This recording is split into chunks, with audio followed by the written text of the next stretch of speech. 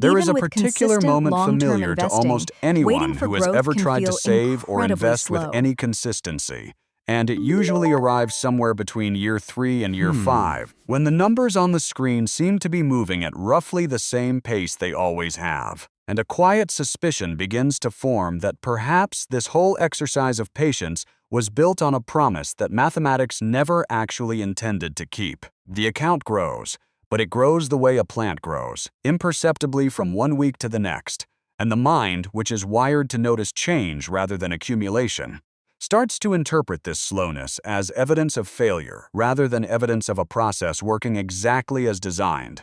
What almost no one is shown clearly enough is that compounding is not a linear story with a steady rhythm. It is an exponential curve, and exponential curves have a very specific and almost deceptive shape. They spend a long period looking nearly flat before they spend a much shorter period looking nearly vertical.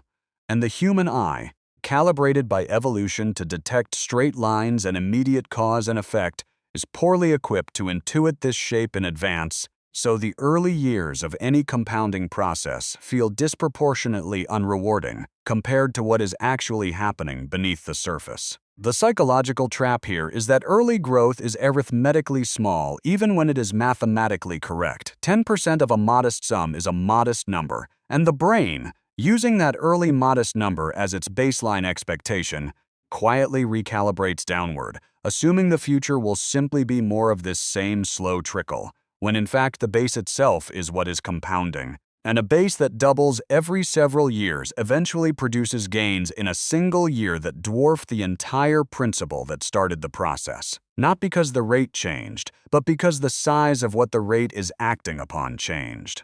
Consider the mechanics simply. A sum growing at a steady annual rate does not add the same dollar amount each year. It adds a percentage of an ever larger number, so the 10th year is not merely 10 times the first year. It can be several multiples beyond that, and this is precisely why the visual of a compounding chart looks almost flat for a long stretch, and then appears to bend sharply upward. The bend is not a change in the rules, it is the delayed visibility of a process that was consistent the entire time. That zooming out, this same shape appears across many systems far beyond personal savings, in the slow accumulation of skill before a career inflection point, in the quiet years of a business before it reaches a customer base large enough to sustain itself, in population growth, in the spread of technologies, wherever a rate of growth acts upon its own accumulated base rather than upon a fixed external amount, the same long flat runway followed by a steep visible climb tends to appear, which suggests the frustration people feel with compounding is less a personal failure of discipline and more a mismatch between human perception and the actual mathematics of exponential systems.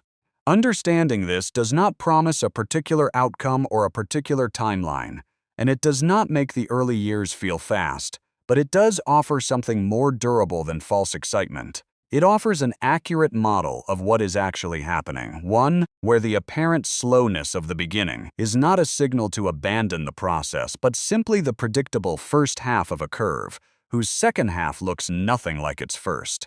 And recognizing that distinction is, in itself, a quiet form of financial literacy worth carrying forward.